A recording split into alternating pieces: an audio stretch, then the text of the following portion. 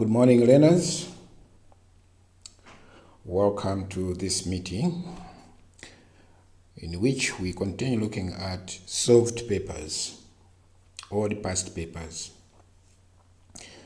All right. This is a continuation of the paper that we started looking at some days ago. We are still looking at a paper from Central Eastern Education Division, which was written in 2023. This is an old paper. We're talking about 2023, is 2 years ago. But I'm sure with time we'll be looking at the most recent papers. For example, those that were written last year and the other papers. If you also have other papers that you would like us to look at, don't hesitate to share with me so that we can discuss here. Remember, this is just a discussion of all the papers to just give you an insight as to what is expected by examiners for different questions and topics, especially as you are preparing for your 2025 MSCE exams. Right, so this is a continuation. So last time we looked at questions 1, 2, 3. And for question 3, we just looked at A and B. Now, let's continue with the next question. State Ohm's law. State Ohm's law. Remember that Ohm's law has to do with electric current and potential difference. So without much ado, what does Ohm's law state? Ohm's law states that current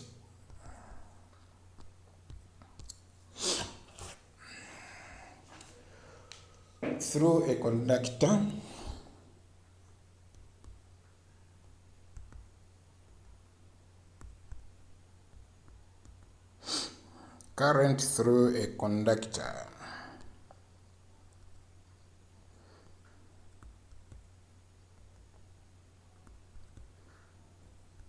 I'm assuming that you already know the meaning of current. Remember that current is the rate of flow of charge, and the voltage is just work done per unit charge.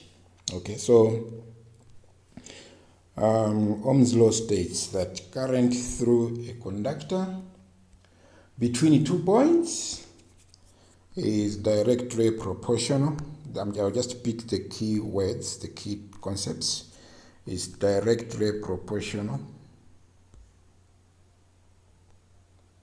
Current through a conductor is directly proportional. All right, it's directly proportional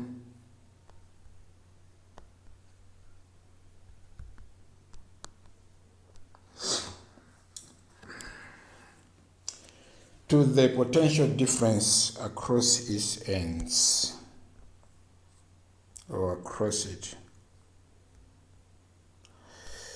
to the potential difference.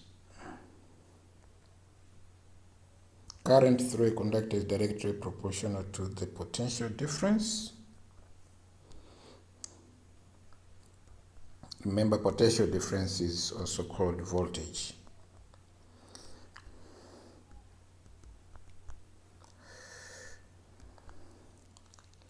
To the potential difference of voltage across its ends, across the ends of the conductor,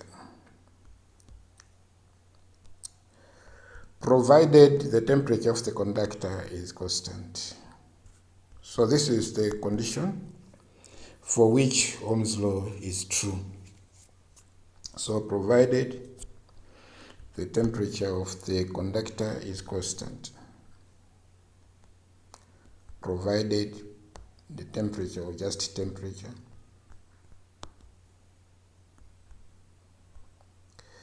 is constant.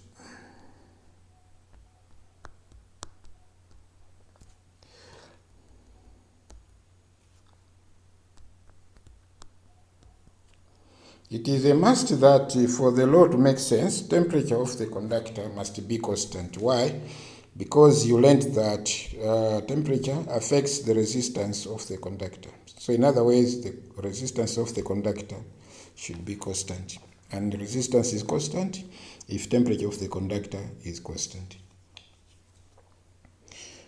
Alright, so current through a conductor is directly proportional. Don't just say is proportional, no.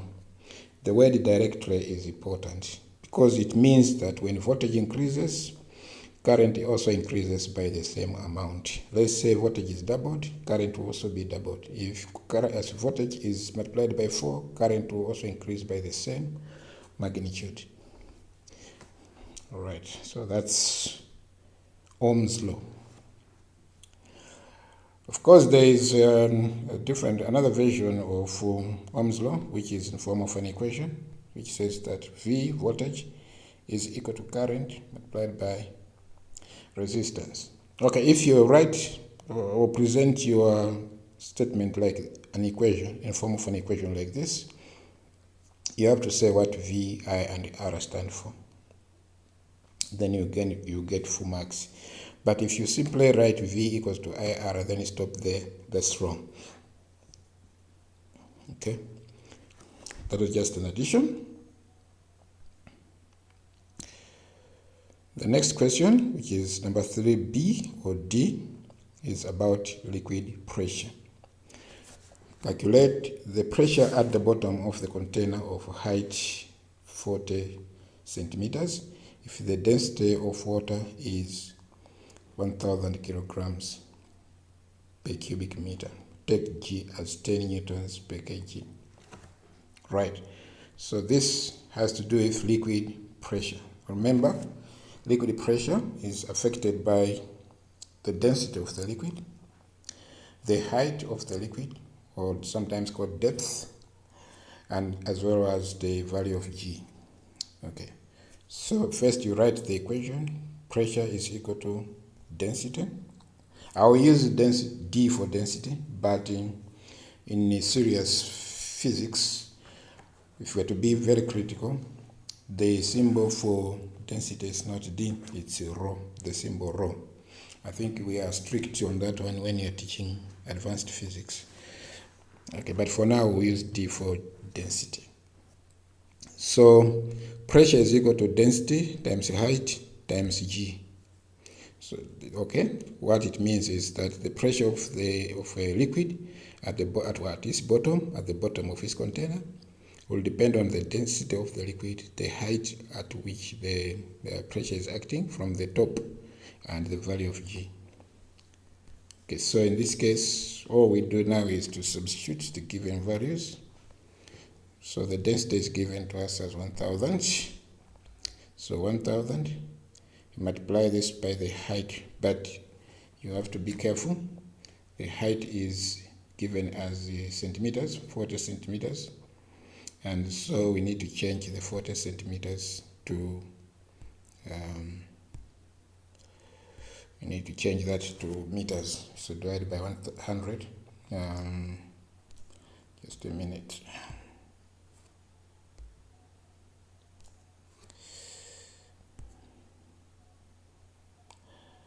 Right. So we change the centimeters to meters, divide by 100, which is 0.04, and then you multiply this by 10, the value of G. All right, so the value of G is 10, multiplied by 0.4, that's 4, multiplied by 1000, that gives you 4000. So the pressure is going to be equal to 4000 pascals. Remember, the unit of pressure is Pascal. Just write PA. So that's what was supposed to be done there. And this is why we have 3 marks. So you have 1 mark for that, 1 mark for this step, and 1 mark for the answer. Always pay attention to the number of marks that have been given. Yeah. So if we have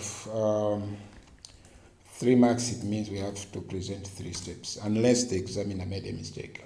but it appears that this paper was set up by experienced teachers. So they were mindful of that fact, that the number of marks indicates the number of steps to write down. Okay.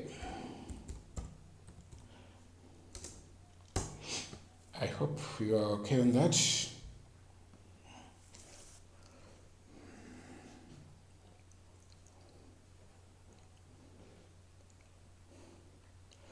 Right. The next question is about Hooke's law.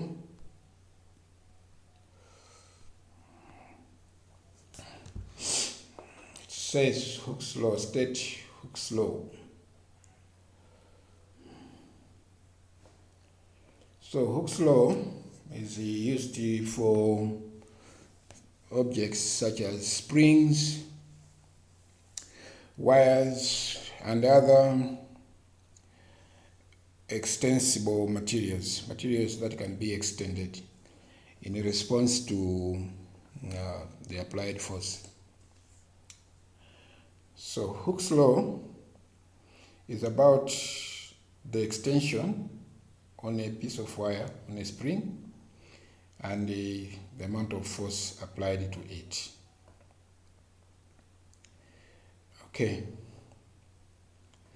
So Hooke's law states that, you recall that Hooke's law states that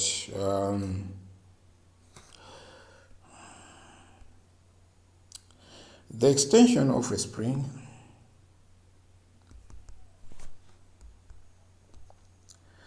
the extension of the spring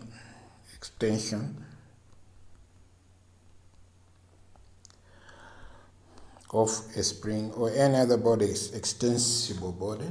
Extensible body is one that can be stretched. So the extension of a spring, you can simply say that, is directly proportional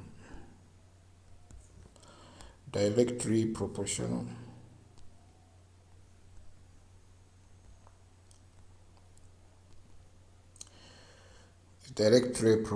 to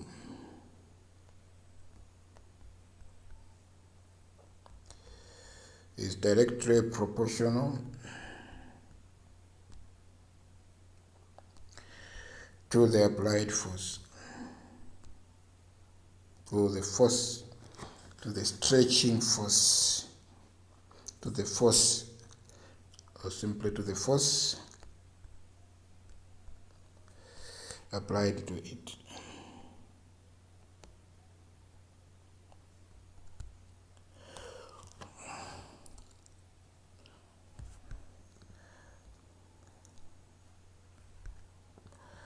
In this case, it means that extension is the dependent variable. So each size will depend on the force that is applied to it.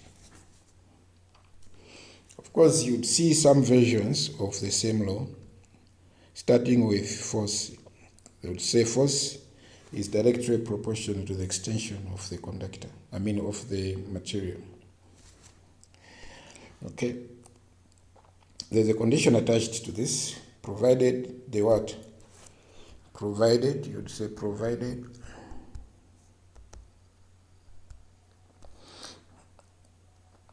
its elastic limit is not exceeded.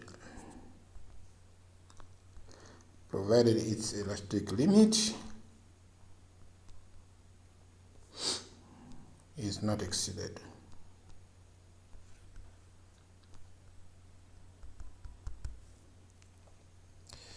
Provided the material does not exceed its elastic limit. Is not exceeded. Low battery, please charge.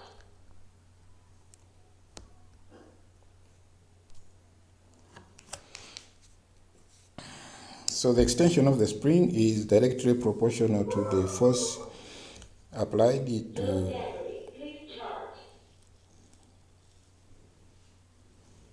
Proportional to the force applied to it.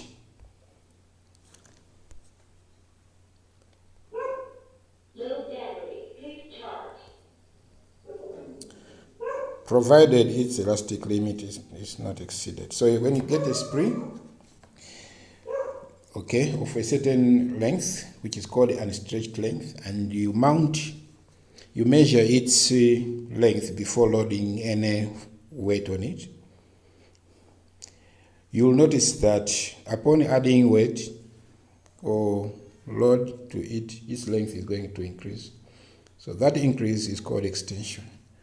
And so the extent to which the spring is going to increase in length depends on the weight attached to it. So the more the weight attached to it, the more will be its extension or increase in length. That's what the law says, Hooke's law says.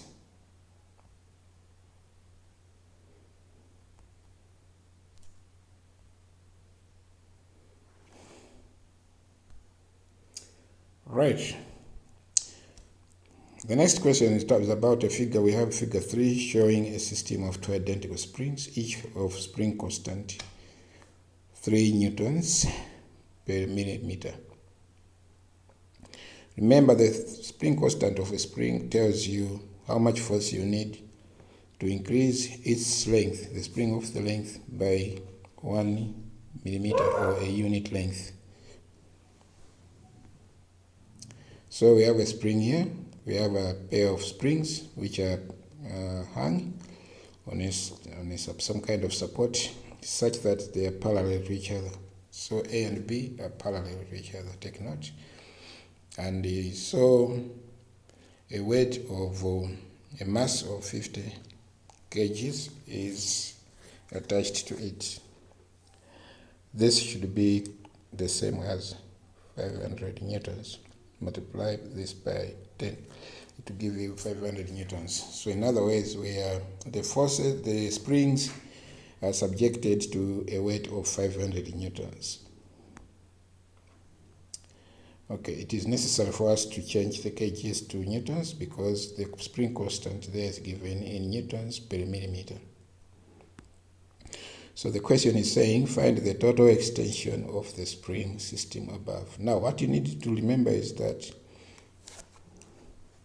springs that are arranged in parallel like this have the same extension, or they're extended in the same manner, but also on the condition that both springs have the same spring constant. So springs that are of the same spring constants, when arranged in parallel, will be extended in the same by the same magnitude. All right. The other thing you also need to note is that when springs are arranged in parallel like this, their total constant, spring constant, is just the sum of the two constants. All right. So in this case, we are asked to find the extension. So to do so, we need to recall Hooke's law. So Hooke's law is saying force on a spring is simply equal to a certain constant K, which is the spring constant, multiplied by an amount of extension. All right. So I was saying that for springs that are in parallel, like these springs here,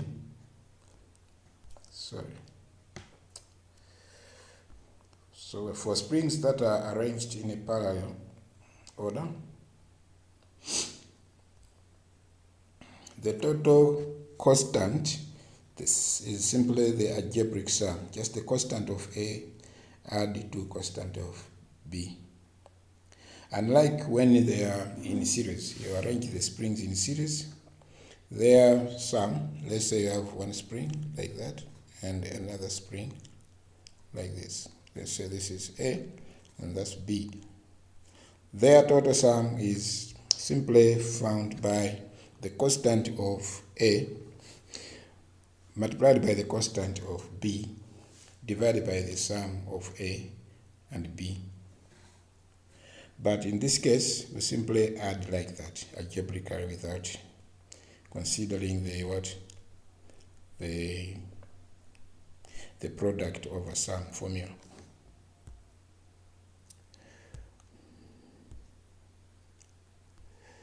Right. So in this case, all we do is take the sum of the constants. So the constants, we have 3 newtons, 3 plus 3, sorry, you simply add the two constants. So 3 plus 3 multiplied by E multiplied by the extension. But we know that the force is already given to us. The weight is given to us as the 500 newtons. So equating this to 500 newtons,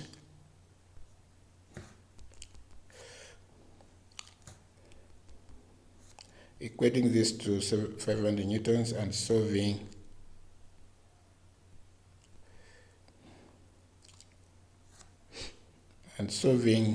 for E.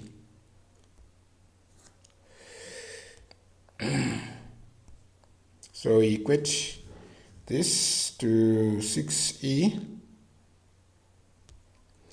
Remember, E is extension, and dividing both sides by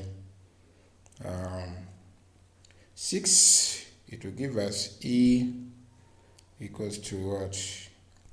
Equals to something like 83. Okay.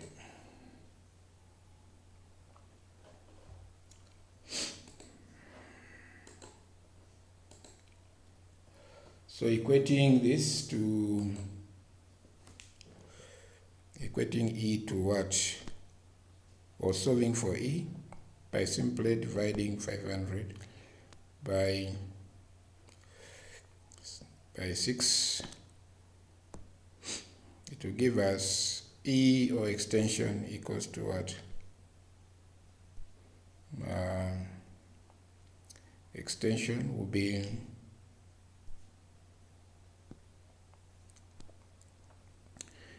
83.3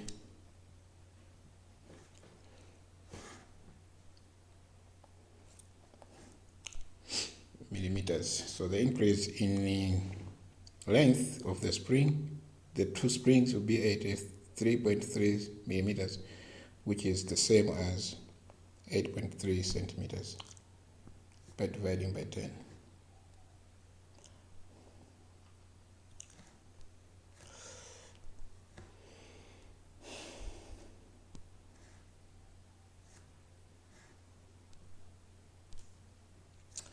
Yeah, so basically that's it that you are supposed to do.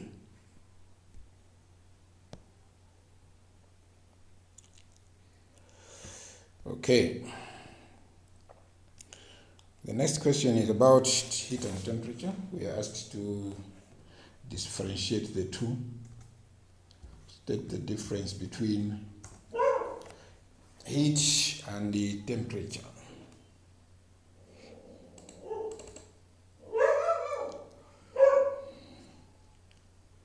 All right, so what is the difference between, or what are the differences between heat and the temperature? Remember that heat and temperature are not the same quantity. They are different, although they are related. The two are different.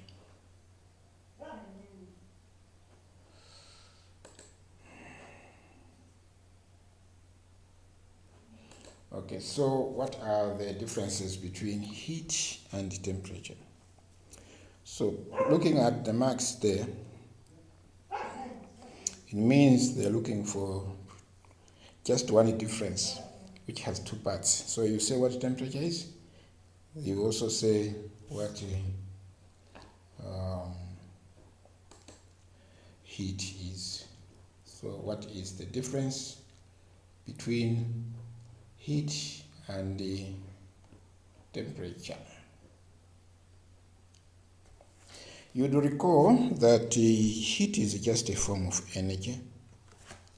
So you say heat is a form of energy.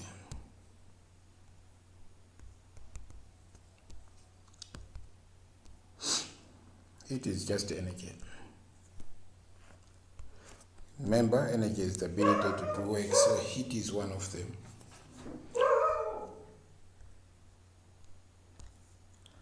Heat is a form of energy.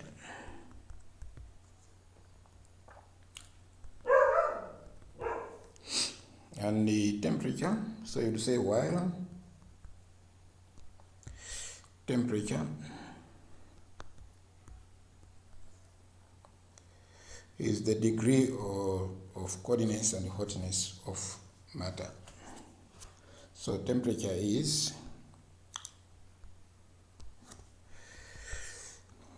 the degree of hotness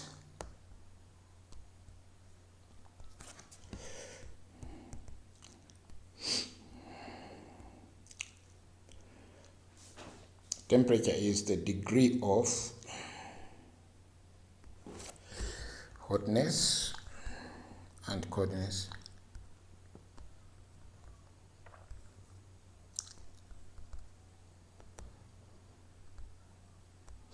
of matter.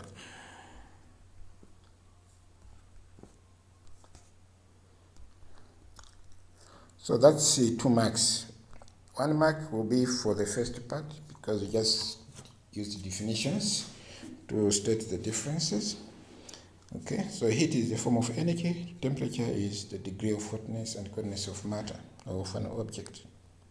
But in case you want to also recall the other difference is about their units. Remember, if it's a heat is measured in joules, like all other forms of heat. Heat is measured in joules. Joules is written with small g.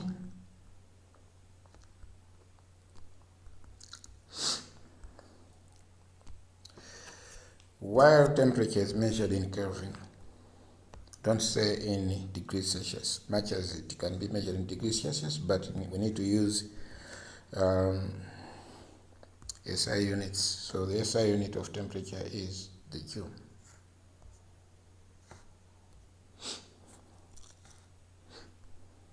I mean the Kelvin, sorry.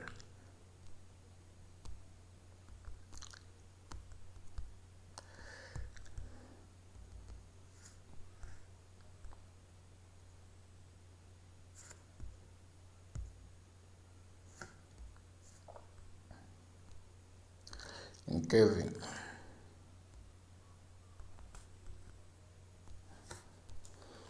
So you can present any of these differences. Don't write both, because if you write both, it's like you're answering a question that has 4 marks.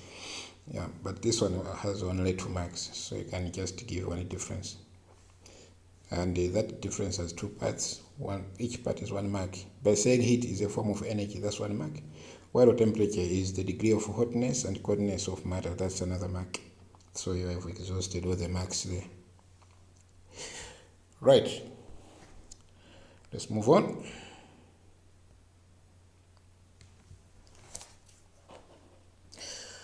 Number 5 is asking us to state or mention any 2 ways of reducing friction. You're just stating. No need to explain how this is done. Okay.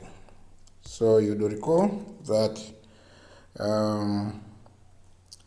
friction, remember friction is a force that opposes motion when surfaces that are in contact are rubbing each other.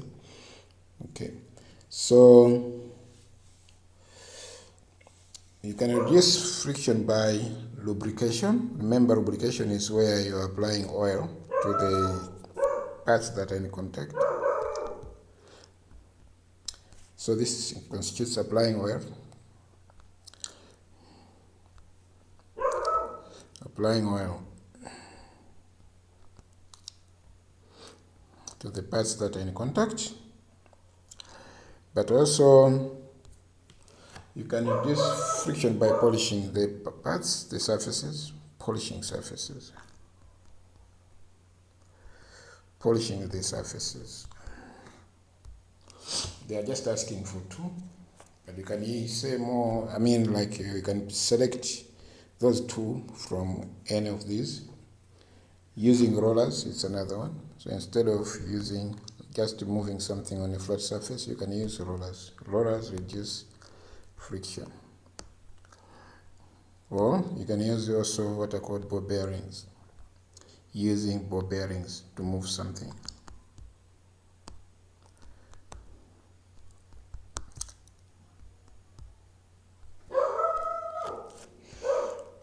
Okay, so you pick any 2 because the question has 2 marks only. I hope so far so good. Part B, they're saying a man drags a 50 kg bag of maize along a horizontal rough surface with a force of 200 newtons. Calculate the coefficient of static friction between the bag and the surface. All right, so we are looking at a situation like this. So we have a bag, it's being pushed or pulled by applying a force of 200 newtons. And remember that when a body is moving, there is a force opposing it. That's called friction. So this is the applied force, and this one is the frictional force. Friction, I can just say that. All right. Now, if we know the mass of the bag, remember, this is the bag has a mass of what? Let's check again. The mass of 50 kgs. So, since this is acting vertically downwards, okay, 50 kgs, it is as good as saying that the bag has a weight of 500 newtons. Just multiply the mass by 10. Okay, so with this information, the applied force and the weight of the bag, we can calculate what is called the coefficient of friction force. So to calculate frictional force, the coefficient, to calculate the coefficient, all we have to do is come to the equation. Coefficient of friction, written as a mu, like this, is simply equal to the applied force divided by what is called normal reaction. So normal reaction is just the weight of the bag. Okay, so the applied force, we are told the applied force is 200. So we have 200 newtons, and normal reaction is 50 times 10, which is 500. This is the same as calculating the weight of the bag. Okay. So in this case, all you do now is to simplify. So the newtons and the newtons will cancel, the zeros will cancel, and then you have coefficient of friction is going to be equal to 2 divided by 5, which is 0.4. Notice that the coefficient of friction has no units because the units have cancelled out. The unit of the units of newtons or forces. So the two are going to cancel out. All right. The next question is saying, mention any 2 causes of power losses in a transformer. You learned that a transformer cannot be 100% efficient. Some energy is lost, okay, in form of heat and other forms, sound, and so on. So, transformers lose energy or power in different ways. One of the ways is what is called eddy currents. Eddy currents. Please check the definitions for eddy currents just to be sure. But also, power in the transformers can be lost by what is called flux leakage. Flux leakage.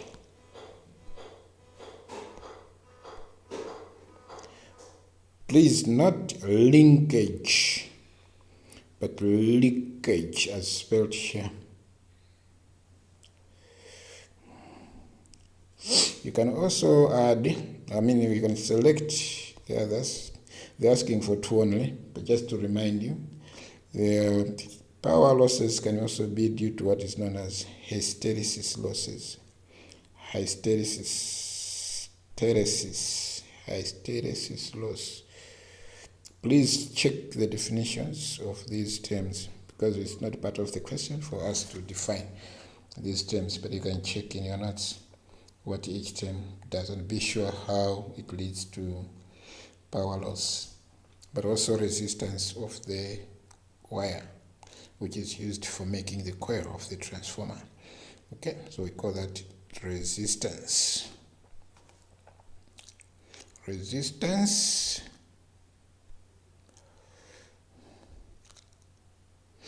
of the coil.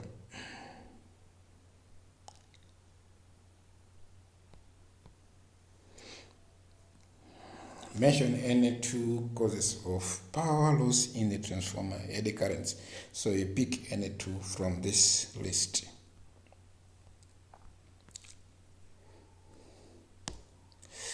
I hope you are following on. Please, if I mention something that sounds strange, cross-check with your notes just to make sure that you are, you know it. Okay.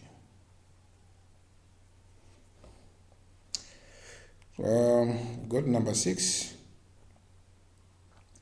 Number 6 is about linear motion. It's saying that a motorcyclist accelerates from 20 meters per second to 50 meters per second in 20 seconds. Calculate the acceleration of a motorcyclist.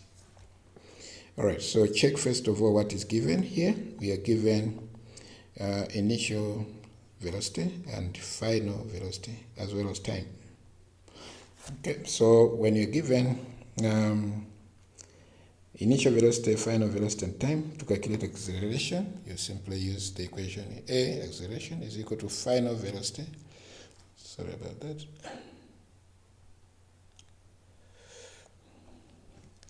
Final velocity minus initial velocity divided by time. It's like we're looking at change in velocity divided by time. Okay? So the rest is just substitution. You substitute, you're told that final velocity is 20. So you're substituting, you have 20 minus, it's 50. So you have 50.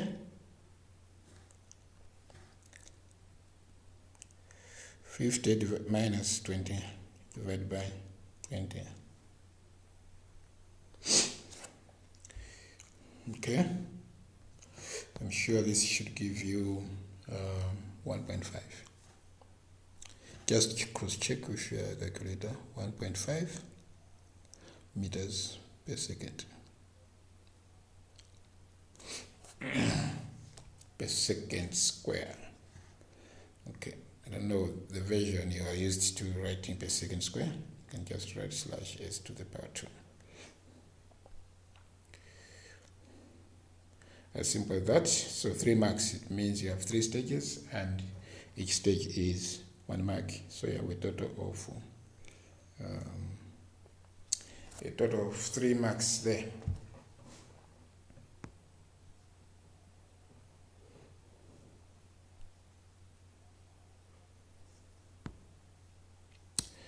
All right, the next question is we are told that Figure 4 is a diagram showing a ball bearing falling in a liquid, in water. Okay, so we have a ball here, and there are forces acting on it, forces A, B, and Fr. So we are asked to name the forces A and B. What are forces A and B? So you can see force A is acting upwards. That therefore should be upthrust of the water on the body, on the ball bearing. And the force B is acting downwards. Obviously that should be weight. So A is the upthrust. You can say upthrust. It's written like that. While B is weight of the body.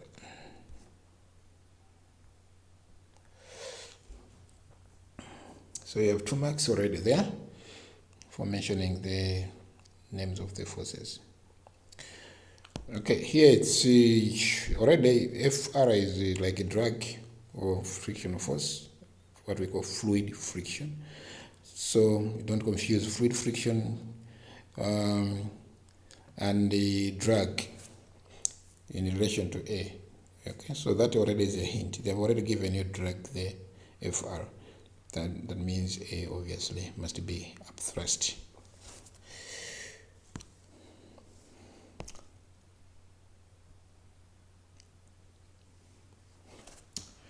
Okay. Number 6C. Mention any 2 hazards associated with electricity. Okay, electricity is such a bad master sometimes. If it's not properly handled, it can cause problems, dangers, as well as death. Alright, so the question is saying mention any 2 hazards. One of them is fire.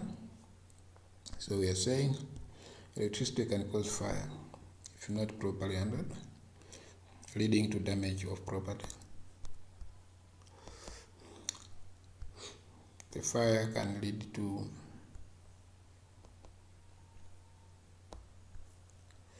damage of property.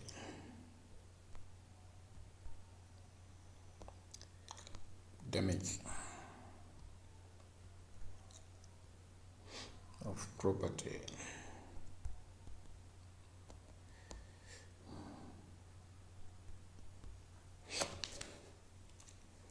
Right? But it can also lead to electricity can also cause what is called electrocution. Electrocution. Some call it shock, the electric shock. The word is electrocution. Electrocution.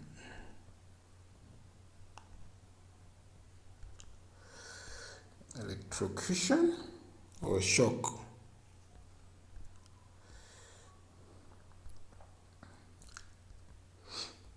Which can cause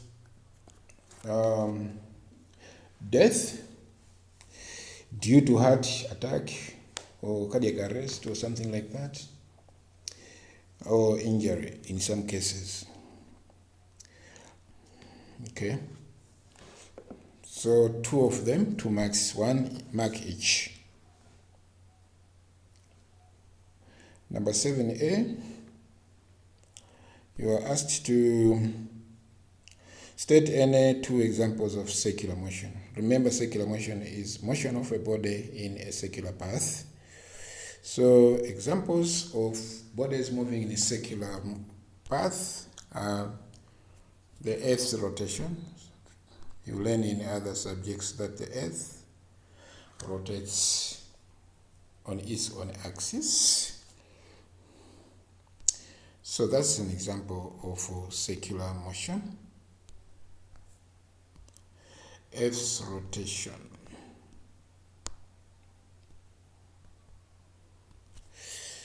Earth's rotation, car wheels, when a car is moving, the tires move in a circular manner. Car's rotation, rather car wheels.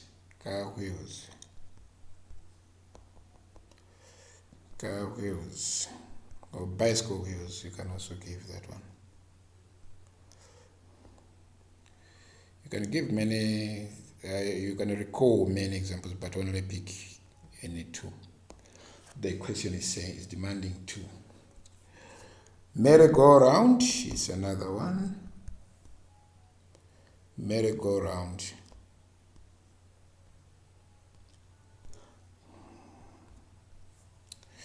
This is something that children play with when they go to places like hotels, big hotels. There are places where children go and play. So the children climb on it and the machine goes round and round and round. It's called merry-go-round. Windmills, another example.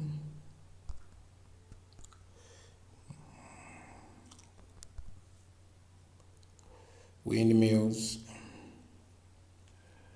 A car negotiating a bench or corner is also circular motion. So all these are examples. Negotiating a corner. So just pick any two examples. Just pick any two examples to give as examples of circular motion or bodies moving in a circular path. Number 7b, a bicycle wheel makes 60 revolutions per minute. Calculate angular velocity.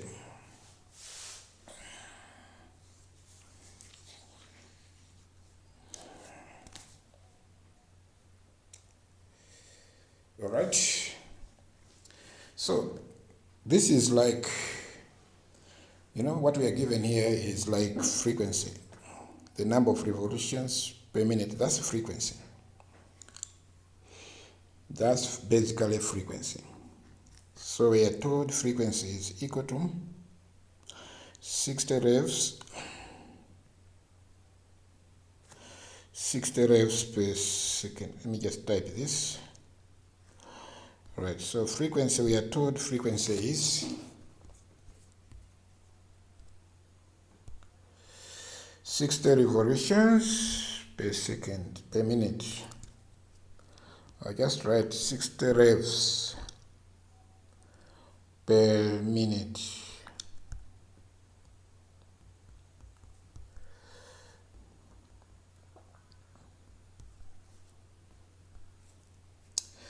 This is the same as, remember that 60 seconds make a minute. So this is the same as 60 revolutions,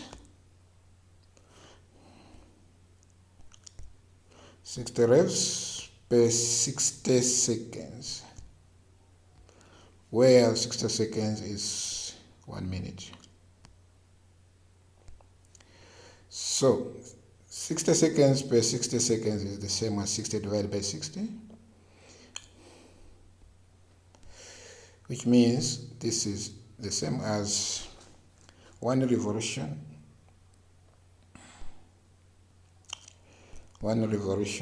per second. 1 revolution. So the wheel makes 1 revolution per second. It's the same. So angular velocity, therefore, which is in most cases presented by a certain omega, but here I don't have the symbol of omega, so I'll just use a W. So angular velocity is given as 2 pi r. Let's see if I have a pi. Do I have a pi here? I check. Pi. Anyway, I cannot pick a pi, but the pi is just this symbol here. Okay. So we have 2 pi multiplied by frequency. of which 2 pi is 2 times 3.14, which you multiply, it will give you 6.18. 6.18. Oh, sorry, 6.28 times 1. 1 is for the frequency. So multiplied by 1, it will give you 6.28 radians. Remember the units of angular velocity is radians, so it will be 6.28 radians per second. Yeah. I hope you have followed this calculation. Of course, it's 4 marks. You can ignore some steps that I've included here. They may not be that important, but you must have 4 steps for you to get 4 marks. Or if you lay out your work like this, it means some of the steps will be ignored by the examiner. But the key ones will be marked or given 1 mark each. Right. I hope we are so far so good there. Let's move on to the next question. Is about definition of center of mass. So how do you define center of mass? We define center of mass as the point on an object. It is simply a point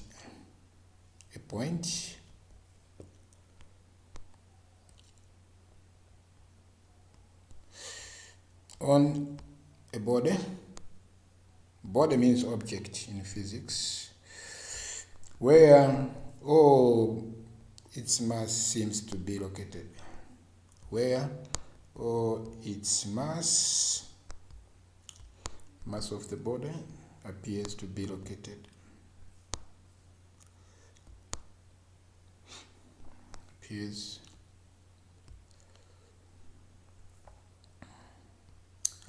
to be located.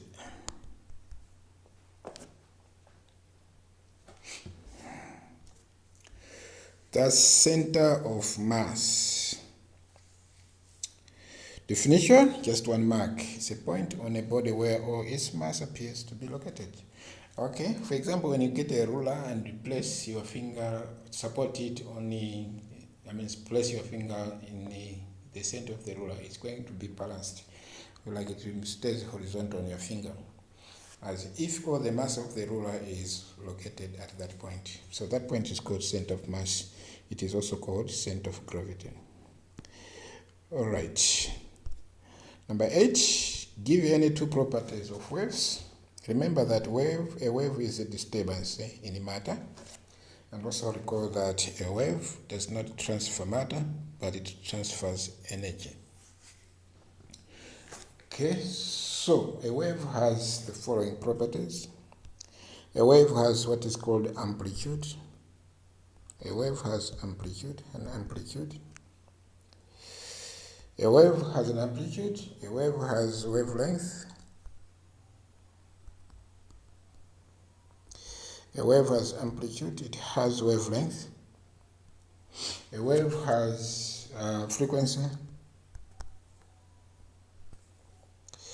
So all these are properties of waves. A wave has speed. We call it wave speed. But the question is only asking for N2. So you can pick from your, if you know all of them, just give N2. Then you are covered. So you get all the 2 marks there.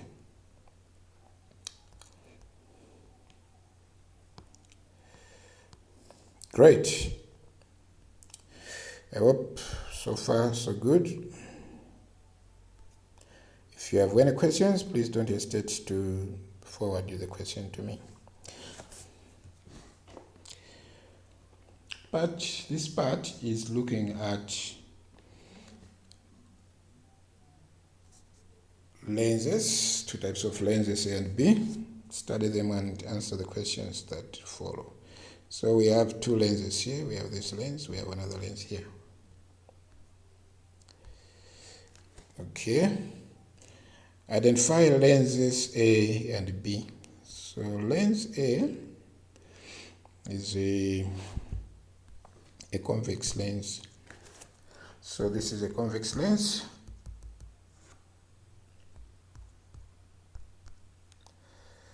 A convex lens is also called a converging lens.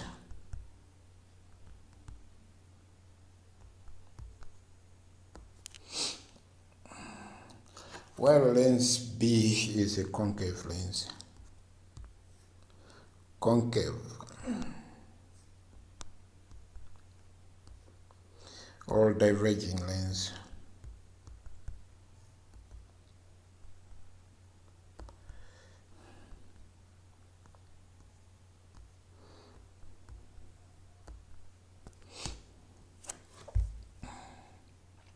It's not mandatory that you should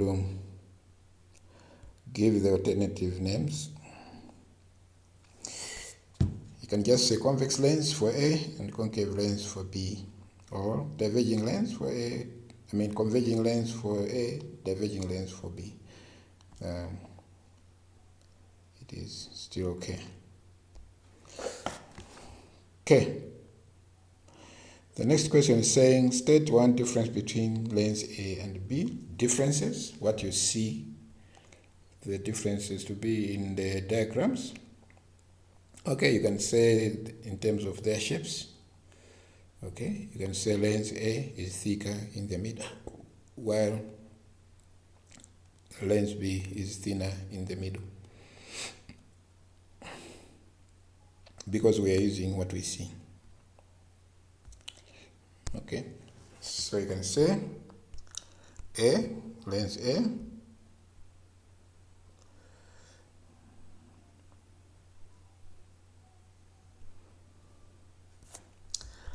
lens A is thicker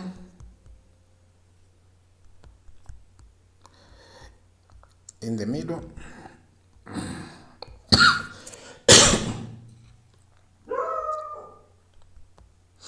than in its ends.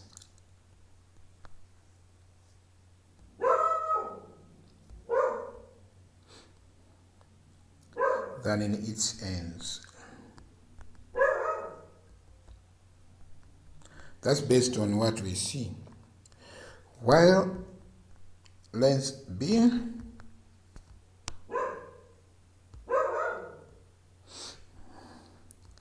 is thinner, just using their shapes, is thinner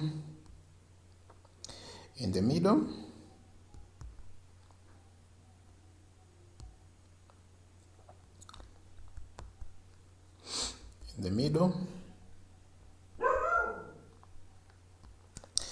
than in its edges.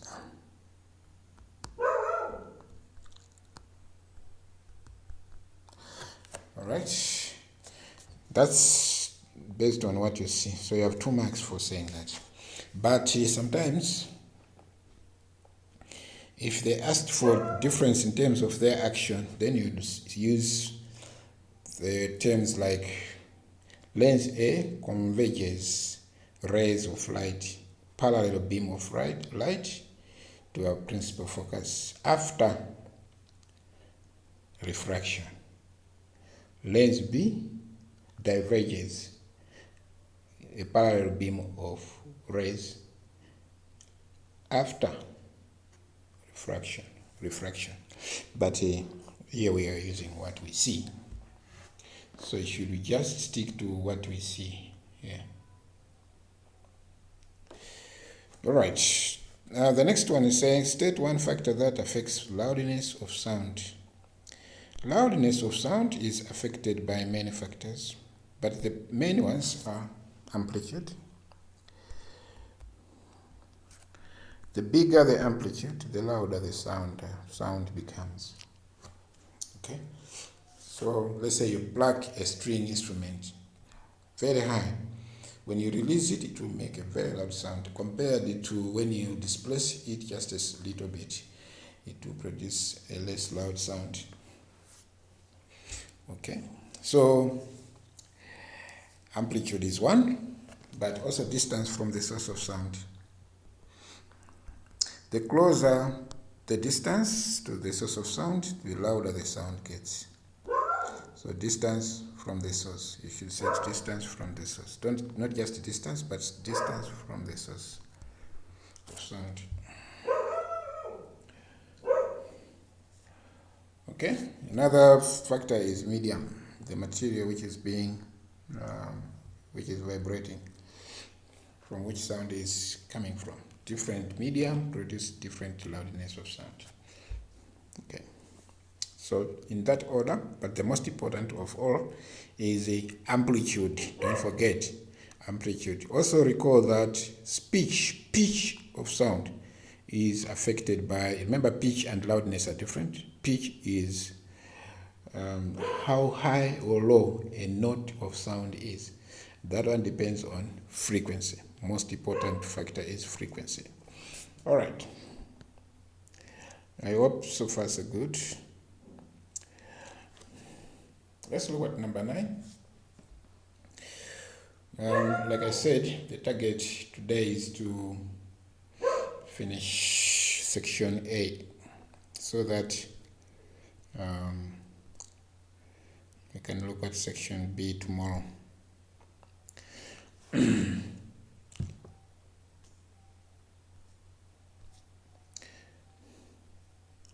Okay, so in A, an object placed 15 centimeters in front of a converging lens produces an image at a distance of 30 centimeters from the lens. Calculate the length, the focal length of the lens.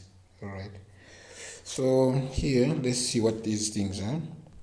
We are given this distance here, which is called the object distance. Object distance is denoted by the symbol U. That's the distance from the object to the center of the lens.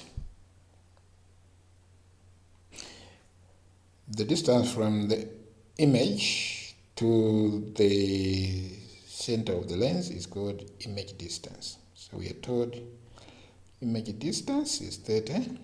Usually we denote this by the letter V. So we are asked to calculate focal length F. Okay, so for us to do that, we need what is called the lens formula. The lens formula says 1 over focal length is equal to 1 over object distance plus 1 over image distance. Yeah. So if you play around with this equation and simplify, making F the subject, you have F equals to UV over U plus V. So upon substitution, you have 15 multiplied by 30 divided by 15 plus 30. So if you do your calculations correctly, you should get 10 centimeters. So F is equal to 10 centimeters. F. So therefore F is 10 centimeters. Yes. I hope so far so good. I love the progress that we are making. All right, so we have that. Okay. Please revise your notes on this topic in terms of derivation, how the formula is derived, and so on. B, describe any factor that affects fluid friction. When you drop an object into a fluid such as honey or glycerin, the object is going to experience a type of friction which is called fluid friction. Okay, so the particles of the fluid and the particles of the object falling through such liquid would interact and they produce a frictional force. So that frictional force is called the fluid friction. All right. So fluid friction is affected by a number of factors. Among them, we have viscosity of a liquid. Remember viscosity? the resistance of the object to flow, or the thickness of the liquid.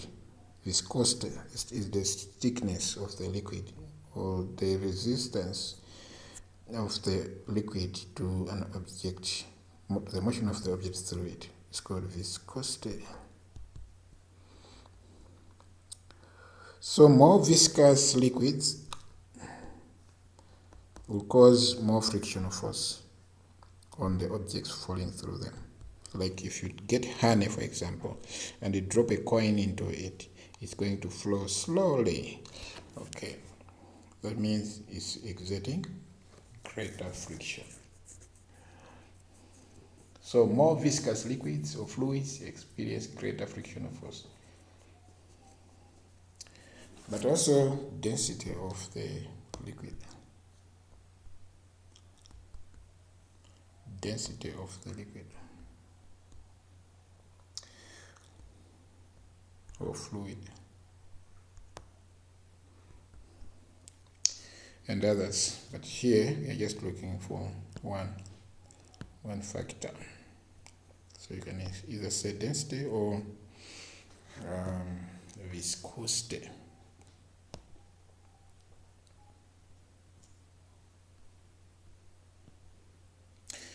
Lastly, number 10, in section A, figure below is a diagram showing magnetic field formed by a straight wire passing through a cardboard. Cardboard is like a hard paper, like that you get from a carton. Yeah.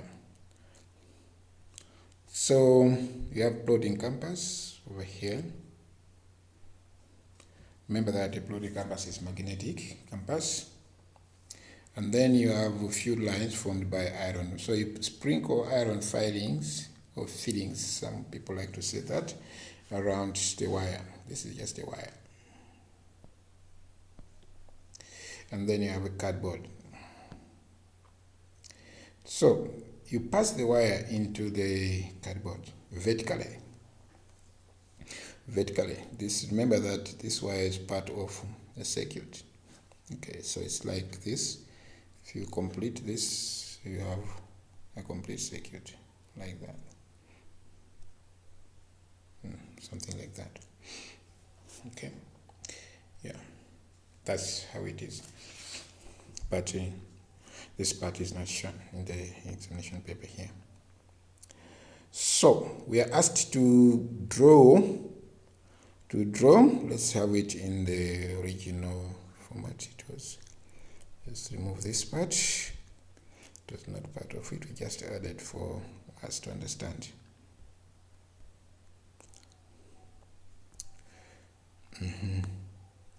So draw an arrow in the plotting compass.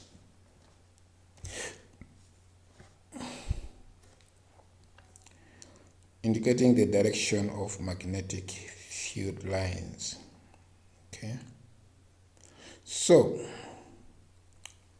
this is about what is called the right hand grip rule. The right hand grip rule says that if you hold a conductor in your hands and fold your fingers, 4 fingers, while the thumb is pointing upwards, the 4 fingers point in the direction of the field. That's what it says. Okay, so in this case, they are saying that we should draw an arrow in the plotting compass, indicating the direction of the magnetic field. So the arrow is going to point this way, that way. Okay, because the field is as it is, the field is pointing this way. So these arrows are indicating the direction of the field, or the magnetic force, as it is sometimes called. What would happen to the direction of the plotting compass if the terminals of the power supply are reversed? Like I showed you before, if we complete the circuit like this, such that we show the battery, the cell. This is positive, this is negative. Okay, so the question is saying what will happen to the direction of the plotting compass if the terminals are reversed, meaning that we place a positive this end, place a positive here. Suppose we place a positive here and a negative this end. That's what that means. So it's asking, the question is asking, is we are being asked to say what will happen. So this is negative, this is positive, we have reversed. So what's going to happen is that the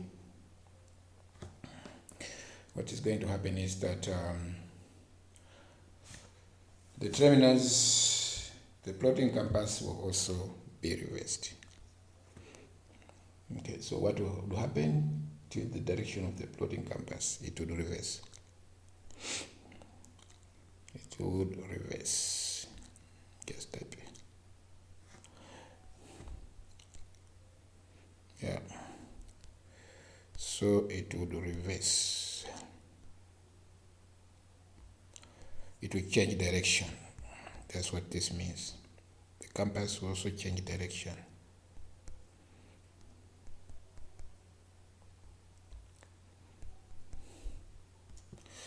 Right. Give a reason for your answer.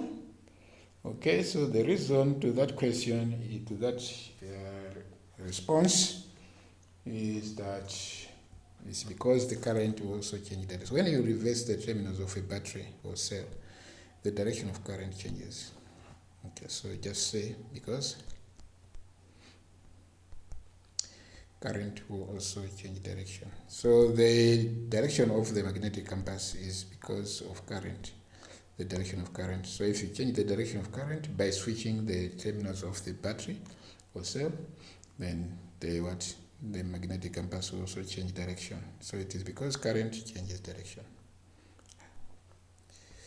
as a result.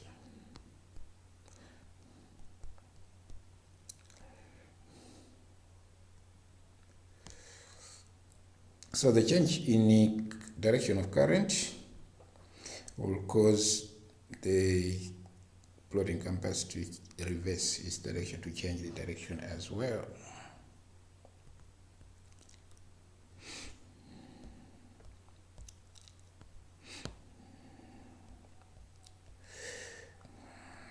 Right.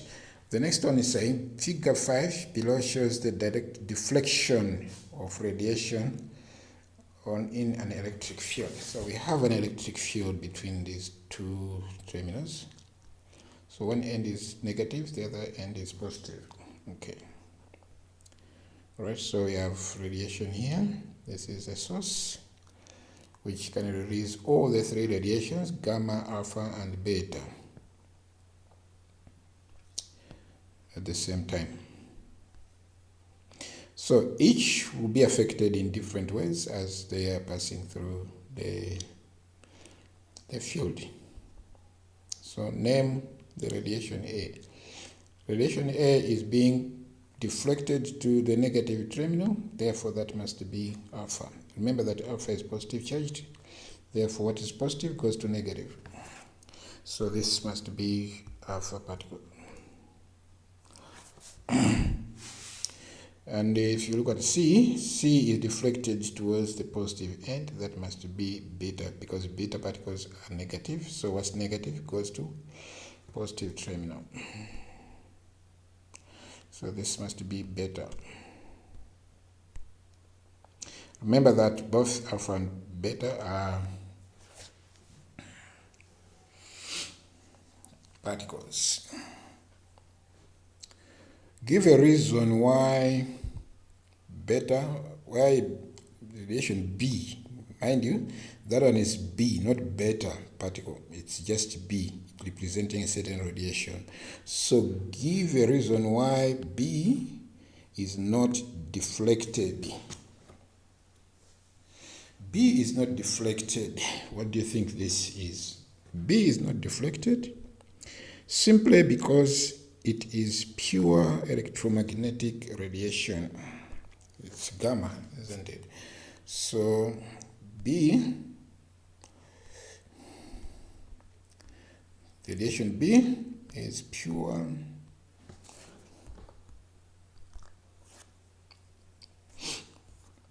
radiation B is pure electromagnetic wave.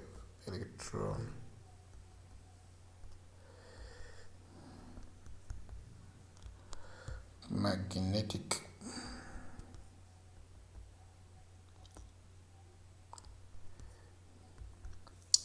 radiation,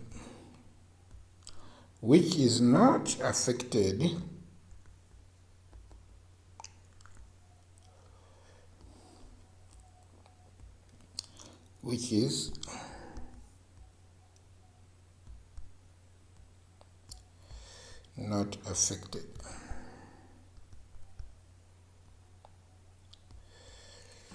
by electric field.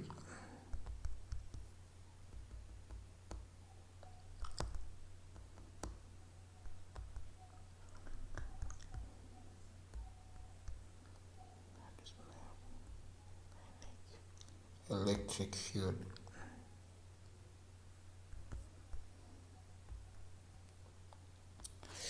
Yeah.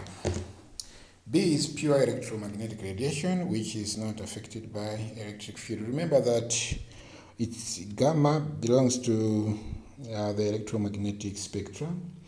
All the radiations from that spectrum are not affected by electric fields or magnetic fields. So it passes straight through the